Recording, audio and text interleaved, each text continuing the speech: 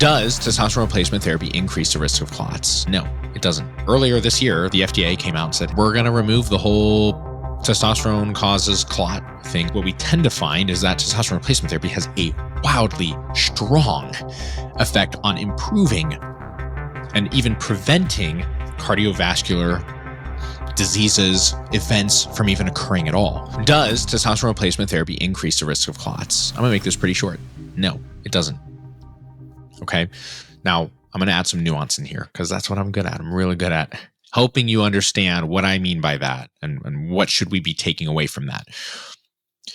In the clinical literature, when we are looking at testosterone replacement therapy, and this was seen in the Traverse trial, Traverse like I'm walking across the globe, Traverse trial, which was a very robust study that was done in thousands and thousands of men, essentially tracking these men somewhat more observationally on testosterone replacement therapy. We were looking for things, and one of those things was, do we see an increased risk of clots in men who are on testosterone replacement therapy? And the answer was no, we did not.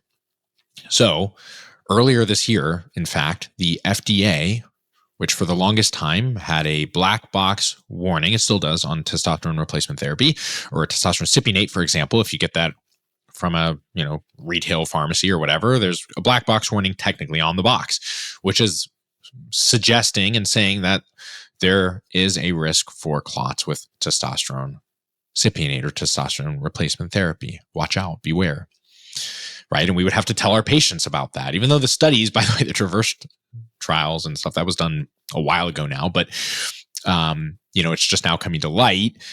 We would have to tell patients like, hey, we just wanted to let you know, per the FDA, per the black box warning, to give informed consent, which, by the way, is really important to do. So I'm not disparaging that. We would have to tell our patients and write it in our consent forms. Hey, technically speaking, all the studies say that testosterone replacement therapy does not increase the risk of clots or strokes or heart attacks and things like that. But we have to tell you that it does because there's this black box warning from the FDA. I talk about this in great detail in the master course. So again, I'm not going to belabor this point. And again, if you're like, where are these studies cited? They're cited in there. Okay. If you're a provider, I want you to check that out because it's really important. I want you to know this stuff. And if you Google the Traverse trial, you'll find it. It's pretty obvious. But again, so just earlier this year, this summer, the FDA came out and said, hey, guess what? Based on that Traverse trial thing, we're going to remove the whole testosterone causes clot thing on the black box warning, or heart attacks, by the way, also. But I'm focusing on clots today. But those were removed from that black box warning earlier this year. Awesome. Amazing. That was great. Even though we've been talking about that for probably 10 years now, whatever. Thankful that the FDA removed that. Thank you very much.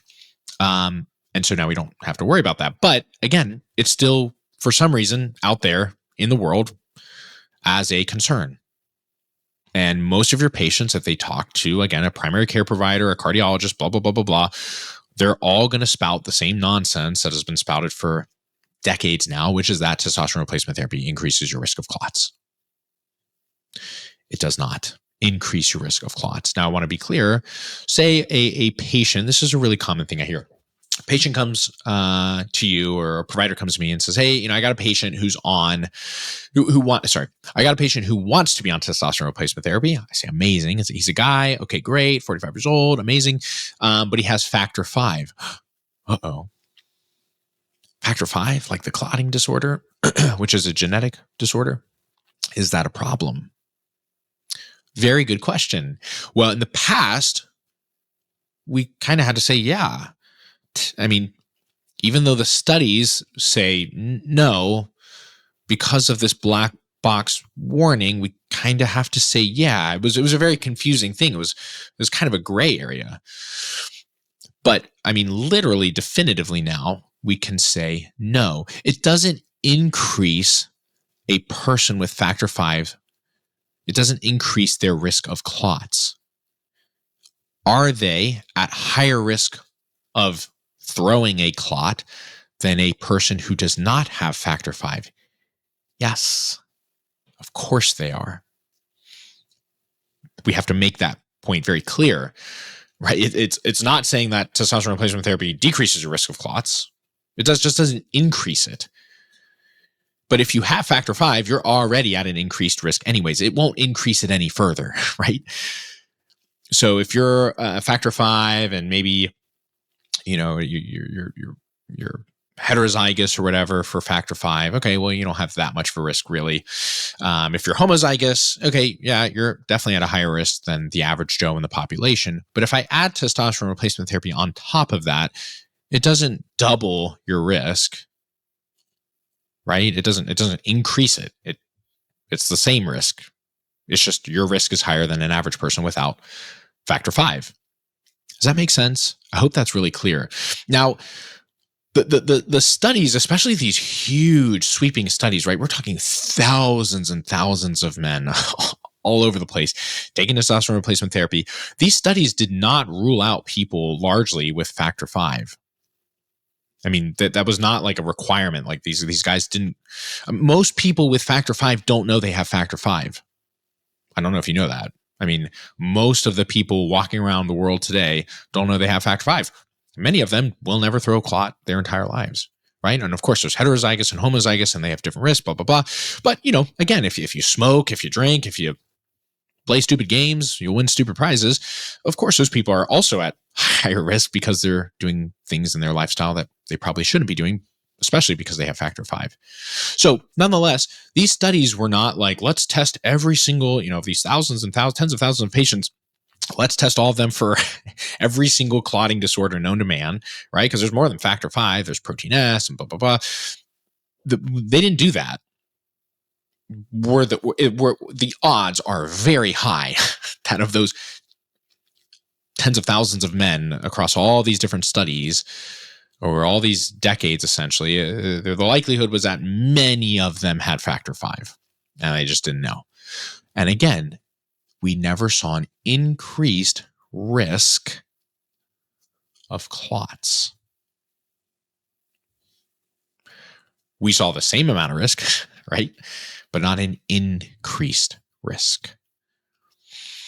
So this brings me to testosterone as a molecule. Okay, testosterone, and especially its metabolite dihydrotestosterone, have actually a lot of really positive net benefits around anticoagulation. So literally, there are studies that show that testosterone and dihydrotestosterone, if you have healthy, adequate levels of testosterone and dihydrotestosterone, you are far less likely of developing clots and far more likely of producing anticoagulant factors versus procoagulant factors. And of course, this kind of makes sense. I mean, we don't see young guys throw clots. It's just not a thing. Just like we don't see young guys get prostate cancer, just like we don't see young guys have heart attacks.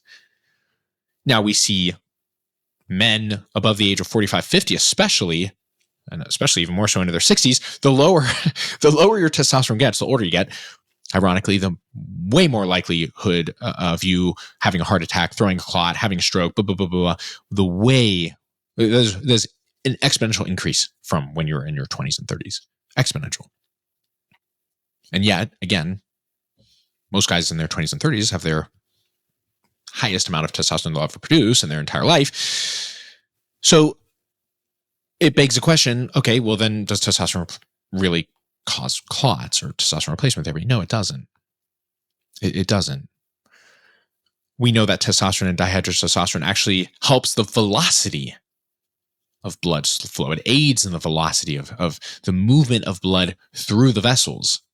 Super important. Of course, as we age, does that weaken? Yeah, it does. It does. So testosterone and even dihydrotestosterone as molecules, which by the way, of course, you can't have dihydrotestosterone without really first having testosterone, both are implicated in not clotting, but anti-clotting. They're not pro-coagulant, they're anti-coagulant in nature, in and of themselves. Now, I understand, and I hope if you're an HRTU person, you're probably saying, but Nico, testosterone and exogenously versus endogenously is not a one-to-one. Agreed. Great point. So I would say, well, The only way we could really know then is to turn to the studies. And guess what? The studies show that, in fact, testosterone does not increase the risk of clots. Amazing. Fantastic. So this brings me into the second part, which is like, I think where I'm still hearing this myth a lot, and it usually is around I'd say the two most common specialties that you'll start hearing this stuff from. Excuse me. One is cardiology, right? God love them. We love cardiologists, right? I mean, they're amazing. They do amazing things. They save people. However, they are like, one of the few subspecialties. I mean, there are many, but they're one of the few subspecialties that generally, again, umbrella term here, seem to be very anti-testosterone replacement therapy, largely because, again, their entire universe was built on this idea that testosterone replacement therapy causes strokes, heart attacks, and clots of all ilks. Don't give men testosterone replacement therapy. Okay, so we were all told that, essentially. I don't care who you are, doctor, nurse practitioner, doesn't matter. We were all told that for the longest time, even though it wasn't true, especially in the last 20, 30 years, but whatever. We were all told that. And especially when you're baked into that system, man, everybody and their grandmother continues to spout that off. You are not wanting your patient who's already very ill and sick, I get it, taking something that could in any way, shape, or form compromise that person. Fair game. However, it's not true anymore. It's just now bad information. And in fact, what we tend to find is that testosterone replacement therapy has a wildly strong effect on improving and even preventing cardiovascular diseases, events from even occurring at all. That's like linearly and logarithmically kind of true in the studies. And yet, again, it's a specialty that's just like, no, never. Over the last year, especially over the last year, I've had a couple of cardiologists actually say, you know what, that's fine. I've seen some of the newer literature. I get it. Amazing. So there is change coming. By the way, there are, I know some amazing cardiologists who are like very, very pro TRTs. It's awesome. But again, I'm speaking in general terms, like there's a whole lot of cardiologists and the vast majority of them are like very anti-testosterone replacement therapy based on these facts. So again, I have a lot of patients who see a cardiologist because they're older and sick and not well with their heart. And they come back and say, oh, Nico, my cardiologist is really not a big fan of this. And so again, I want to put them in a place of confidence. I want to share my confidence and actually excitement about testosterone replacement therapy and how great it's going to be for their overall health and wellness. I want to share that with them. And so I want to be able to speak to those facts quickly and efficiently and make it clear that this is the best. Trust me, Bob, this is the best thing you're doing for your health and wellness. You got to believe me. And you got to believe me. And you don't have to believe me because I'm just saying it, but because it's in the literature, right? God is the only person who doesn't have to prove anything. For everybody else, show me the data, right? And I'm everybody else. So I show my patients that if they need that, if they require that. But I want to make this really clear. We talk about these things like at the first initial consultation, especially if I know they're already on heart meds and blood pressure meds and blah, blah, blah. I want to make it very clear, hey, this is going to come up. Either you're going to Google it, maybe you already have, or your primary care, your cardiologist, someone in your life is going to say X. And I want you to know the truth. I want you to know the stone cold hard truth about this entire thing here, which is that testosterone replacement therapy does not cause all of these things. Thank you so much for checking out this clip and tuning in. I hope you enjoyed it. If you really liked it, I definitely recommend that you click here to watch the whole entire video where I go into much more detail. Thank you again for joining, and I'll see you there.